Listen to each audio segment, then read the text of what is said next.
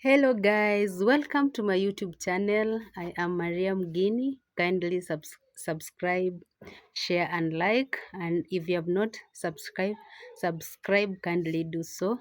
If you have subscribed, thank you so much. God bless you. And kindly share, comment and like. Share with your families, friends, colleague, neighbors. It will mean a lot to me. Uh, Thank you so much for everything. Thank you so much for your support. Comment positively, guys, and where you think that I can make some improvement. Your opinion do matter a lot. Yeah, guys, today actually I just want to talk about my life journey. The life before grandma and after grandma. How it has been. Yeah, when you lose somebody, you feel like your whole life, uh, the whole world is against you, and you have no one who cares about you, and you just feel that you're alone, and sometimes you wish that you could go with that person because everything that you do, you just feel that whoever is watching you, you are doing something wrong because there is no one around you to appreciate you. There is no one around you showing you love. There is no one around you telling you this is what should be done, avoid that, or do this. People are just there waiting for you to fall, then they can start making stories, and then they come up with the stories telling you that we want that, we want this, we do this. Then for me, when I heard about the the death of my grandma, I really felt like the world, uh, that was the end of the world, you know. Now, at least, with grandma, you could at least share everything, anything, or you could borrow some money, or if you are in need of something, and always it feels good whenever you receive a call asking asking how you are doing, if you are in need of something. So I really missed that, and I really missed it. uh, so yeah so before, uh, you know I have grown up without my really parents. I have grown up without my biological parents, that even today I cannot tell you that these are my biological parents, or these are my uh, uh, siblings, because I don't know them. And for me, I really feel good, and I feel that the family that hold me today is the family that have seen me growing up, that have mentored me, that have um, like any other children that has grown up. We have struggled. I have struggled like any other child growing up in the village. And So for me, actually, I cannot tell you about my parents, my biological parents, of which that one is not a bother to me, because I never saw them in the first place. I never grew under them. So I grew up under under the hands of my grandma and Chef Matiko's mom. So even when I started kindergarten, I was under them, and they're the one who can tell my character, and who I am. So everything that I have been through, they're the ones who know. The life was not that good, uh, but I can say I received the best that I can, because of them I am who I am today. All the time, if I could make mistake, they were there to correct. And I remember we are being corrected by canes, like so I was yeah.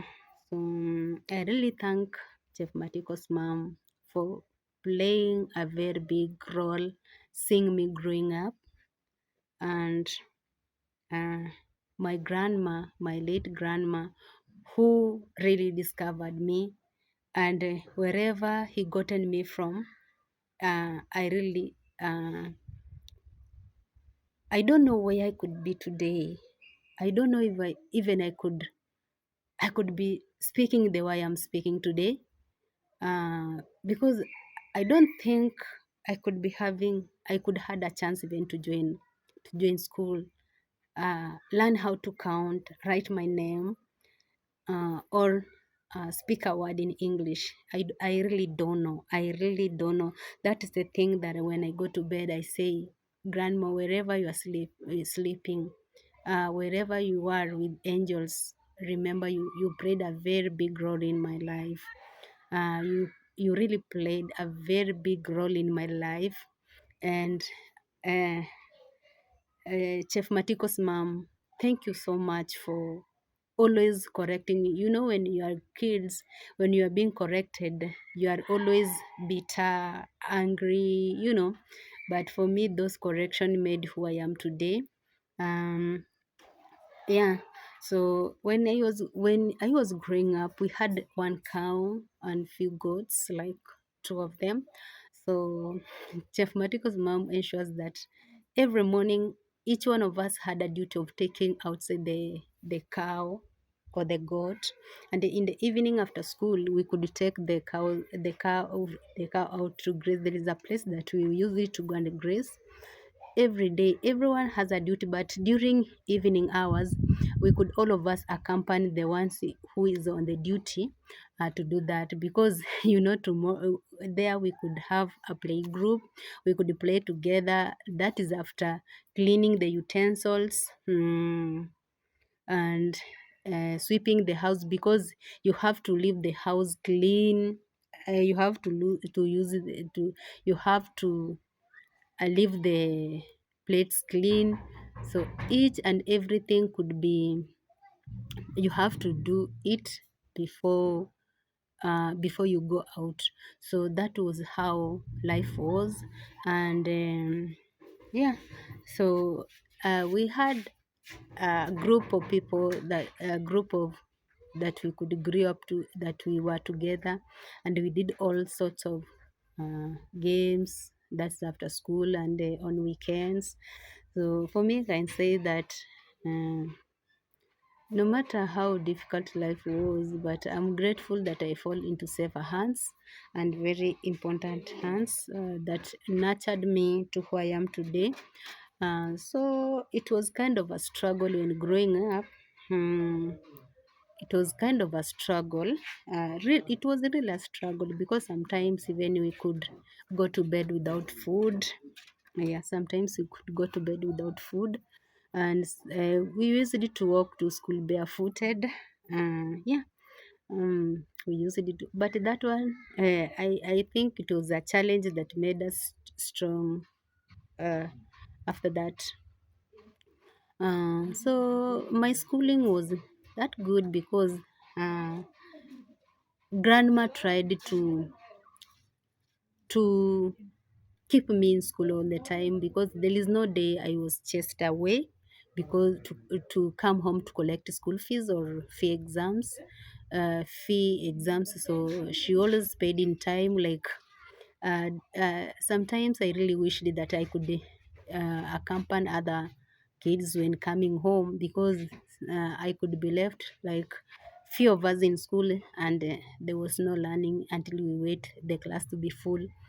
So I could be left in class, like so that day is playful. Like even the second day, some pupils could not turn up for school, because if they come without paying, they will be chased back.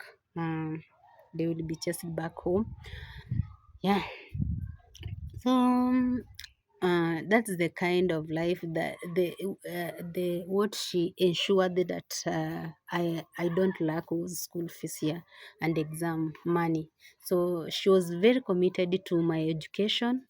She was very committed to my education, and I never disappointed her. I really worked hard to see myself finishing.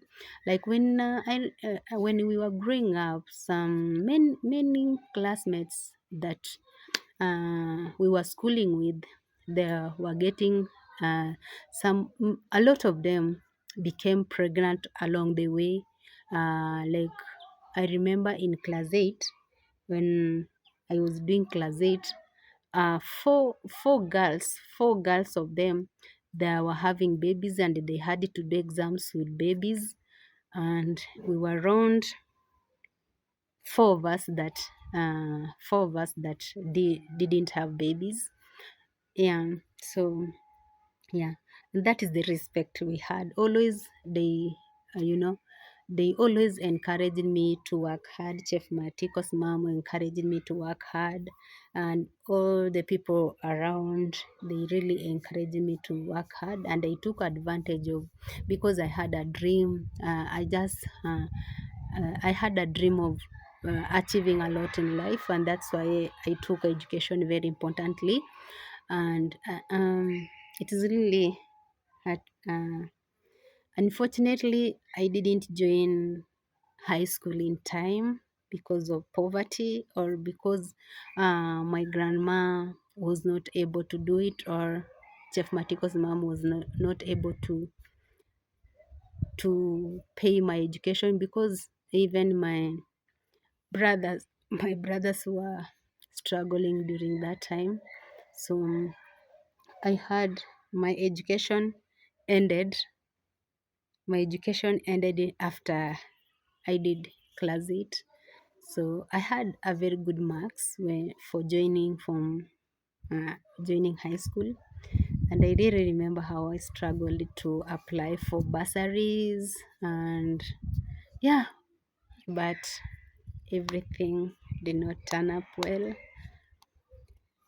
But I really loved education. I really loved education.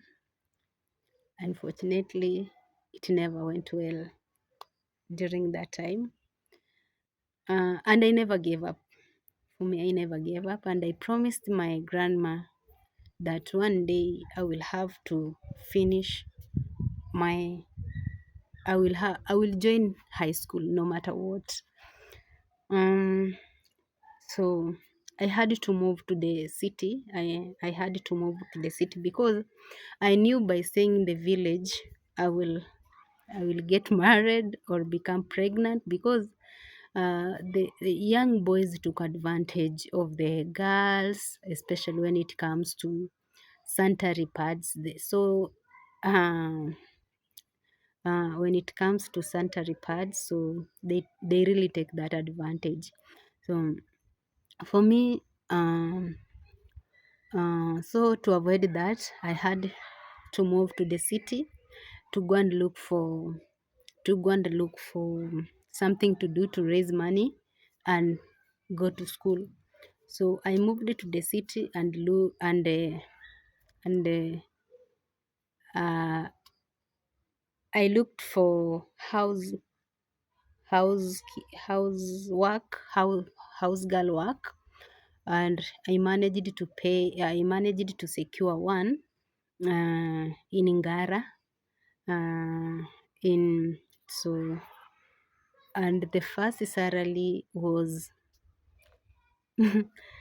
yeah, the first salary was 3,000. And so I stayed in a place called Kibera. Kibera is a slum. Kibera slums. It is the largest slums in Africa. It is the largest slum in Kenya, and it accommodates. And I think life there is a bit cheaper and affordable. Yeah, uh, so I could walk from Kibera to Ngara to work there. Um, to work there. So yeah, I used it to wash clothes. I remember even when I went to look for that job, the boss said, but you are too young to work. I hope I will not be arrested for employing a child. And then I told, I had to explain my situation to him, the boss, and the wife. And then, yeah, but knowing that, bearing in mind, maybe he might be touched and add something to my salary so that I can raise that money even and go to a day school, because and I was really called in good secondary schools, good high schools. I was called three of them: one St. Teresa's in Kehancha, St. Mary's, and some other schools away from our village here.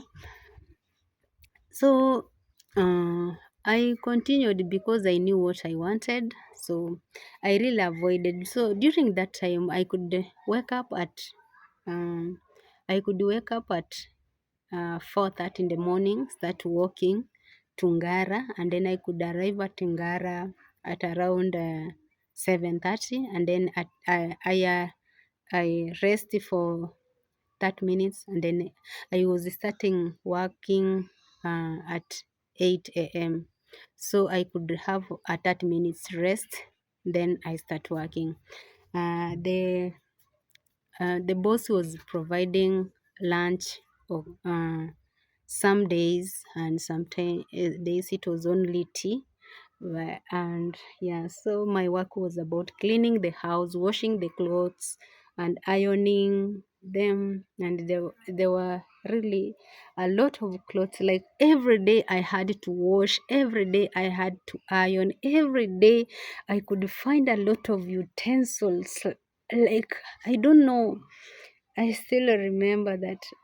Like, oh God, many times I could ask why all this. And so I continued like that, and said, I kept on encouraging myself, knowing that one day I will have, I'm working towards a bright, uh, to a bright future, and a bright future doesn't come easily. So I had that in mind, and I kept on praying every night. Like when I could when I came back home, the my fingers were really paining, and I could not touch something. Yeah, sometimes even I could come and sleep to the following day even without eating. Yeah, but yeah, that one did not discourage me. I had to keep on. So during that process, um, so the only day I could have a rest was on Sunday. So that Sunday I could at least clean my clothes, and but I could go to church first. So um, so I worked for like 3 years, but the money I couldn't save. It was too little, because sometimes I could send to my grandma something to buy sugar, and whenever she could call to know how I'm doing, I could lie to her that I'm fine and I'm working well, because I never wanted her to worry about my life in the city. Because if I could tell her this is what I'm going through, she could ask me to come back home, and I never wanted that. So I wanted to come back home when I have completed high school, no matter where I am or wherever I could get that chance. So I continued like that and worked for a long time. So one day I had my cousin came looking for somebody who can take care of uh, a child. And then I had to stop and went there. So I stayed with my cousin for 2 years, and then I had an accident. And then my cousin asked me, now I can't continue working with you. You have to go, and yeah, you have to go. So I came back to Kibera. In that incidence, I had to join church. So I went to church. So I was hurt here during that accident, and my leg also. and I thank God that I survived the accident, and that's why I say I am very important. uh, so so I had that accident, and then I was taken to the hospital after by the ambulance because I was in a coma. That's what I can say, because I stayed in the hospital like for 2 days without recognizing myself. So I was taken to Kenyatta Hospital by an ambulance uh, from the church. So I mean uh, from a health center, that they requested an ambulance for me. So I went there and I got treated and came back. When I came back, my cousin asked me, now you can't work for me. You can't work for me because now you can't work, and you can't walk properly because now I was limping. And yeah, for sure. And she has given birth for second child, so I had to go back to Kibera and look for a way. So that's when I came back to Kibera, I had to go to church and share. At the church, I joined a youth group. I joined a youth group where now I could spend my most of the time uh, to the youth office. I could go and do cleaning, just praying to God that one day to hear my prayers and answer them. Yeah. So, and I never even told, I never revealed to anyone that I had an accident. No one knew, even my grandma didn't knew about it. So I had to keep it as a secret until when I came back and told her what happened, what transpired. So during that church, so I kept going to church and doing and just keeping myself busy, like that. Yeah. So one day I shared my story with. I also joined a local youth group from Kibera, where we could go and learn different skills like dancing, acting, and yeah, and doing skills. So so one day I opened up uh, to the youth mentor of our church. That was we had different mentors, sisters, different mentors, different sisters that always mentored youths in the church.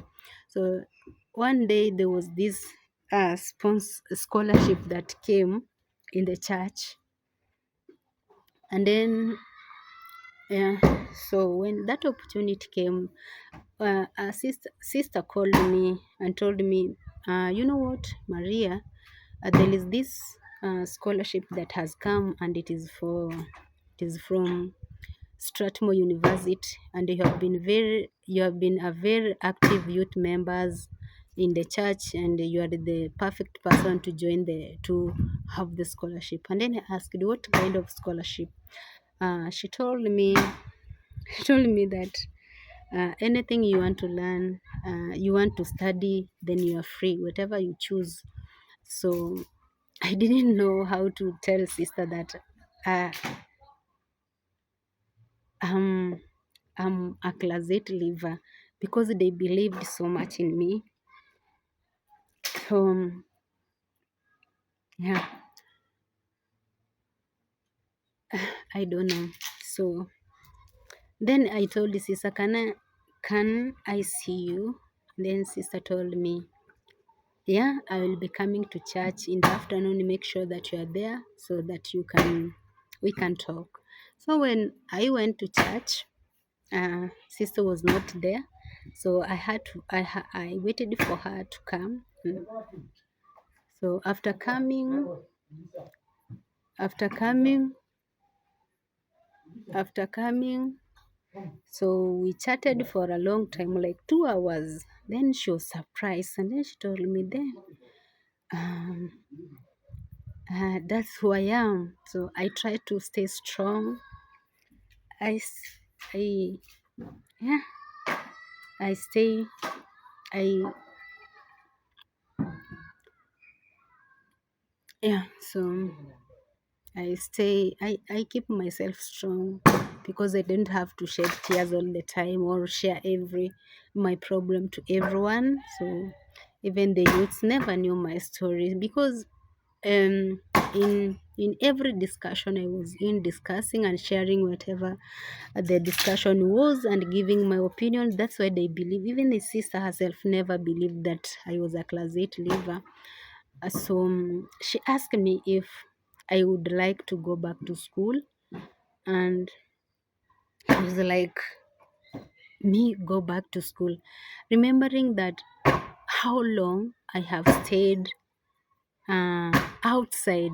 It is like, you know, I never. That was something that, yeah, I had the urge of going to school. Remember, and then this is an opportunity coming to me asking me, do you want to go to school? And then I was like, sister, who is going to pay the fee? I can't afford anything.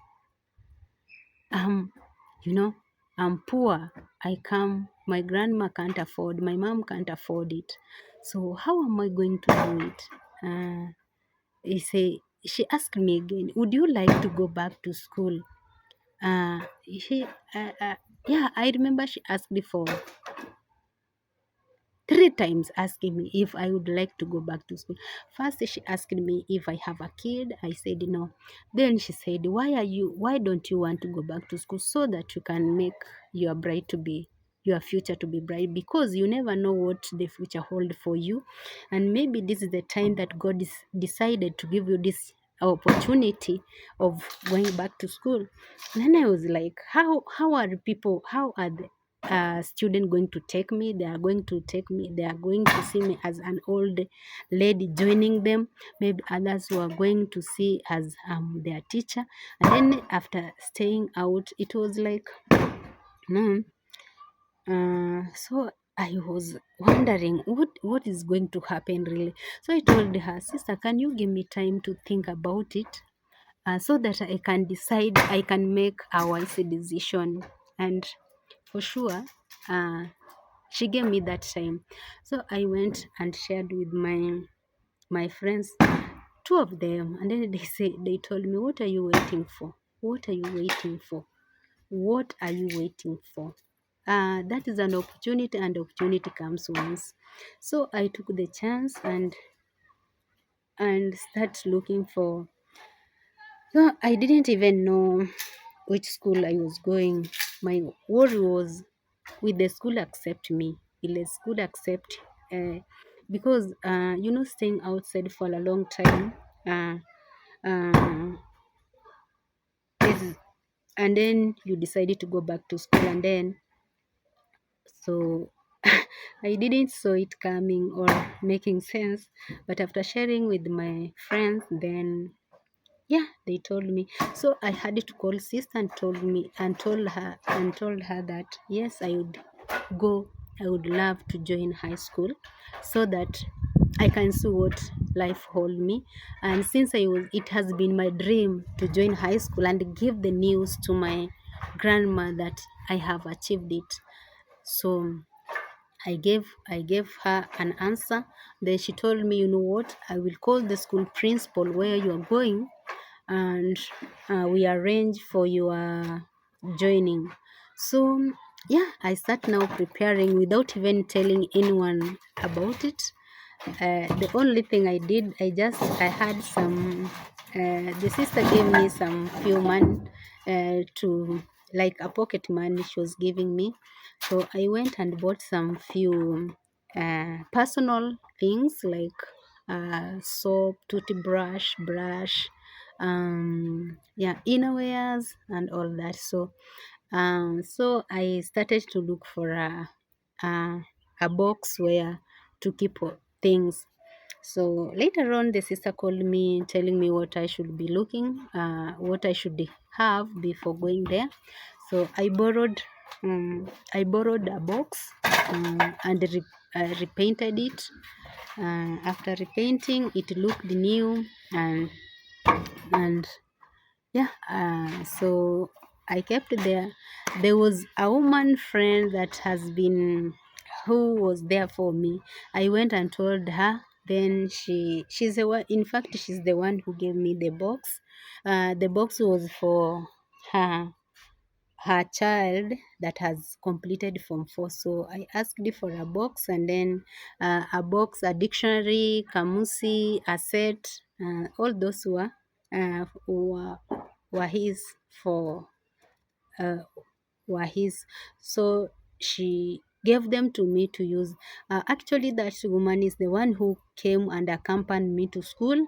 And she really had a good talk to the principal. They talked to me, they encouraged me and asked me to go and focus and to forget everything about outside here. It was a boarding school, and I was dreaming even to join a day school, as much as I have that Form 4 certificate. So I went to, it was a boarding school and far away from the city. So it was like 4 hours to the school. So the woman had a very good talk and with the principal, and finally we prayed and departure to the school. So I stayed there like it was a Catholic school where I stayed for 4 years. And yeah, where I stayed for 4 years, and it was a great one. So even during closing, I was not even coming home, so I could stay at the center and do some work there and do helping there. So yeah, that's where I stayed for the whole of my 4 years when I was schooling. So so the school provided me with some personal effects, um, like soap when I didn't have, sanitary towel, sanitary pads, yeah, and the school provided books. So yeah, the school fees. So so the only word I was told is, when you are good and you maintain discipline, then you are going to finish your Form 4. And that is what happened. My character, my behavior enabled me to complete high school life, and I'm really grateful for that. Thank you so much for yeah, it is really painful, but I sometimes I had to I had a lot and think about it. And today I'm holding my Form 4 certificate even after a long time. I think I joined my high school when I was 25 years old, if I'm not wrong, because I had an ID already. And I'm really happy that the student accepted me the way I am. They never bothered, they never knew that I had stayed outside for a long time. Yeah, they really supported me, and I was very active in school. I was very active. I participated in sports, and by the way, I really play football. Football, and I was very good in history, and I could participate in history events like competitions. I was there. I was good in business management, business studies. So during business, CRA, history, I could be selected to go and participate with other students in other schools. And yeah, I remember like we participated in a national school called Nyeri High. Yeah, I was there, and I was among the top that received the certificate of for those who did well during that inter inter schools competition. So for me, I thank God, and it was a very good journey. It really made my mind to settle, and made me believe that everything in this world is possible. Nothing is impossible. If only you have faith, then you are good to go. What matters is faith. Trust in God, have faith, and ensure that you are aiming something in this life. So thank you so much. Keep on subscribing to my YouTube channel for more story. Yeah, I'm going to talk about my second part of my life journey in the next video. Thank you so much. God bless you.